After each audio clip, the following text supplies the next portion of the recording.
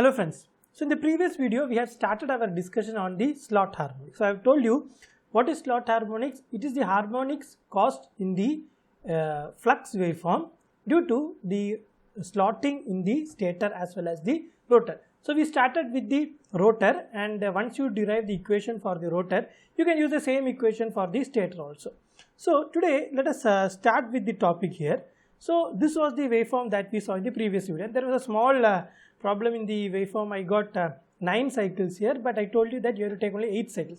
So in this diagram I have covered it in a better fashion. You can see that in this diagram it's much more accurate. So you can clearly see what we have seen in the previous video is that for every half cycle of the fundamental waveform, okay, every half cycle of the fundamental waveform, you can see that there are 8 half cycles of the harmonic flux. Okay, so this is 1, 2, 3, 4, 5, 6, 7 and 8. So you can see that for every half cycle you are having 8 half cycles of the harmonic flux. So this is what I have drawn here. So this diagram is much more accurate. So that means for the full cycle of the fundamental, you will have 8 full cycles of the B harmonic. So based on that and the number of slots and poles etc., we have derived this equation. But this equation is not complete here, because this equation does not take the factor that this value itself is changing. See, this value itself is varying sinusoidally. The amplitude of the waveform is varying sinusoidally. You can see that the amplitude of the flux varies sinusoidally, right? I told you why it is like that, because you can see here the flux value, you know that if I take flux density for the time being, flux density will be proportional to the MMF divided by reluctance. So since the MMF is maximum at this point in the center, the MMF is maximum, right? And the reluctance variation is naturally. So at this point, since MMF is maximum, that point the flux also will be maximum. Here MMF is less, so here flux will be less. So that is why you can see that the amplitude of B harmonic varies sinusoidally, because the value of fundamental MMF, we can just put MMF also, MMF varies, right, with theta, okay, with respect to the space angle theta, the fundamental MMF is also changing. That is why this happens. So finally we derived this particular equation, but the actual equation to derive that, we have to write the equation for this one. Okay, so I can write this B harmonic, you can write it like this. Okay, so you can see that this amplitude is varying sinusoidal, right? This amplitude of this waveform is varying sinusoidally. So amplitude is usually Bm, right? Bm. But since it is varying sinusoidally, I will put it as Bm into sine theta. The amplitude I will put it as Bm into sine theta. Okay, multiplied by, we have to put for example any waveform, you can know that it is A sine omega t, right? And next we have written the amplitude. So this amplitude is written by this thing here. So next we have to write the component of with respect to space angle, how it is changing. We have to show this oscillation also, right? So that is sine into, you know that, see the frequency, you can see that this Fs is equal to 2s by p into fundamental, or I can write that omega s will be equal to 2s by p into omega, where omega is the fundamental frequency, right? So I have to substitute this value. Okay, I will substitute this value here. So we can substitute that value here. So we will get it as 2s divided by p into, so this is the order. So this is the order of the harmonic, right? 2s by p is the order of the harmonic. And you see that this graph variation is with respect to theta. This graph variation is with respect to theta. So I can put it theta. So everything is okay here. So if it was for the fundamental, we will write it as A sine theta, right? For the fundamental, we can write it as A sine theta. But the harmonic, you are writing it as Bm sine theta. That is this term here. And the sine theta will become 2s by p into sine theta, because everything is varying with respect to this. Now is the order of the harmonic, right? So this is the complete equation. So if you write, this is in the form of sin A sin B, right? This is the form of sin A sin B. So what I can write is, I can write this B harmonic to be equal to Bm divided by 2. If I write it in terms of cos now, that will be equal to cos into 2p 2 into s by 1 second. 2s by p minus 1 into theta minus cos into 2s by p plus 1 into theta. I am just expanding this sin A sin B in terms of cos here. So you can see that this harmonic term has two frequency components here, right? One is 2s by p minus 1, another is 2s by p plus 1 here. Okay, so these two terms are actually giving you the correct order of the harmonics. Okay, so the order of the harmonics due to the slotting will be equal to 2s by p plus or minus 1. Okay, so I hope things are clear. See, for the fundamental it will be just sin theta, yeah, or it will be cos theta, but because of this slot harmonics, now it will become 2s by p minus 1. Okay, so this is giving you the value of the order of the harmonics. That means for a specific value of slots and a specific value of poles, you will have a set of harmonics which will be available in the system. Okay, so that is the basic idea. So for example, if you take like this, let me just try to find a simple example which I have taken. For example, in the rotor, let's take the rotor, you are having the slots to be equal to 24 and the number of poles will take it as 4. Okay, so the order of harmonics,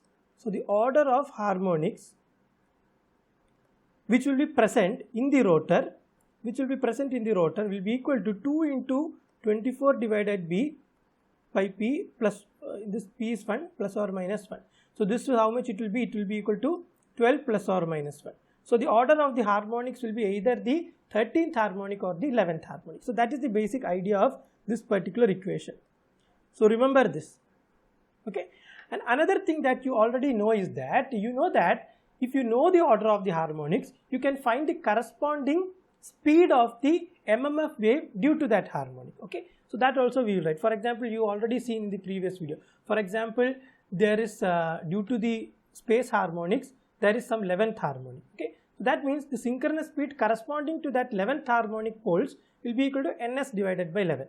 So here also we can write the same thing here. So let me just write that equation also. So the speed of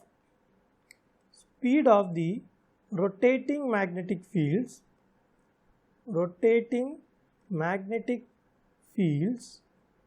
due to slot harmonics. So what is the order of the slot harmonics? It is 2s by p plus or minus 1. Therefore the speed will be equal to ns divided by 2 into s by p plus or minus 1. Okay, so this is also another important equation. Sometimes they might ask it in some interviews or some competitive exam. So this is also another important equation. Now let us write another equation. We will just derive 2-3 equations in this particular video. Now you know that s by p is nothing but the slots per pole. S by p is nothing but slots per pole. Now let us introduce two more terms. Let us call m to be the number of phases. So for a 3-phase system it will be 3. For a 2-phase system it will be 2. So m is number of phases, and let g be equal to the number of slots per pole per phase. Okay, g is the number of slots per pole per phase. That means m into g will be nothing but equal to the number of phases multiplied by the number of slots per pole per phase, right? So this m into g will be nothing but number of slots per pole, right? This number of phases and number of phases will cancel each other. So m into g is nothing but slots per pole. So this s by p is nothing but m into g. So that is what I am trying to tell you. This s by p is nothing but m into g. So there are some people who write this equation also. In the books you can find it. So the order of the harmonics due to the slots will be equal to 2s by p plus or minus 1. This is one equation. Also you can write it to be equal to 2 into m into g plus or minus 1. Right? I already told you this. S by p is nothing but m into g, where m is the number of phases and G is equal to slots per pole per phase. In some books like MG Say, that is the alternating machinery book by MG Say, you can see that they are actually using this particular equation here. So now in a three-phase system, you know that in three-phase system, M will be equal to 3, right? M will be equal to 3. So this equation you can write it as 2 into 3 into G, right? M is equal to 3 in three-phase system, so it will be 6 into G plus or minus 1. This is in a three-phase system. Three-phase system, M is equal to 3. So this is another equation that we have derived today. So we are deriving some equations today which are very important. In the first video that we have derived this equation, right? Fs is equal to 2s by p into f, okay? But this does not take the consideration that this is varying in amplitude also sinusoidal. But this equation takes care of that. This equation shows that the amplitude is varying sinusoidal, okay? So that is why we have to take this equation. From this equation we have found out the order of the harmonics due to this slotting. So that is 2s by p plus or minus 1. Okay, so I have taken a simple example here. Of course, we will do a lot of things more in the future because this concept is very important, that is rotor and stator slotting. And then we have found out the speed of the rotating magnetic field due to slot harmonics will be ns divided by the order of the harmonic, right? For 11th harmonic it is ns by 11, 13th harmonic is ns by 30. In this case, the order of the harmonics will be 2s by p plus or minus 1. So that is why I have written ns divided by 2s by p plus or minus 1. Remember that because these are space harmonics, that is why you have to divide the synchronous speed by this particular number. When you discuss time harmonics, you actually multiply it. Okay, so that is one thing that you have to remember here. So this is a general equation. So this is a general equation. Now you know that there are stator slots and there are rotor slots. So we can use the same equation for both the stator slots and the rotor slots. So if the number of slots is equal to S1 in the stator, okay, so the order of the harmonics due to stator slotting will be equal to same equation, 2s by p into plus or minus 1, 2s by p plus or minus 1. So it will be 2 into s1 divided by p plus or minus 1, 2 into s1 by p plus or minus 1. And if number of slots is equal to s2 in the rotor, so we can write the order of the harmonics due to the rotor slotting will be equal to 2 into S2 divided by plus or minus 1. Okay, 2 into S2 by P into plus or minus. So this is also a very important equation. So basically in the next video we will be playing around with this particular equations when we are going to discuss the synchronous harmonic torques.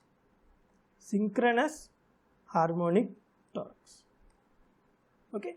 So in the previous couple of videos before that we saw asynchronous harmonic torques, right? And why is asynchronous harmonic torques, what were the effects of asynchronous harmonic torque? You had problems like crawling, etc.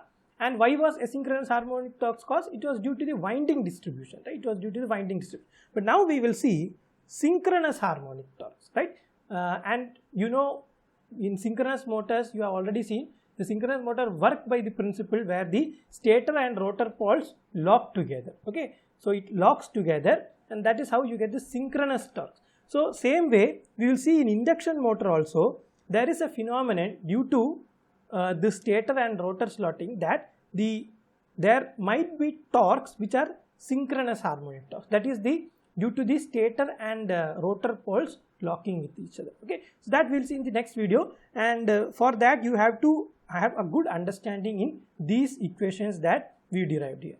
So you have to concentrate on this equation here which we have seen, and then you have to concentrate on this equation here, and then you have to concentrate on this equation. So these three equations are very important. So I hope you have understood today's video.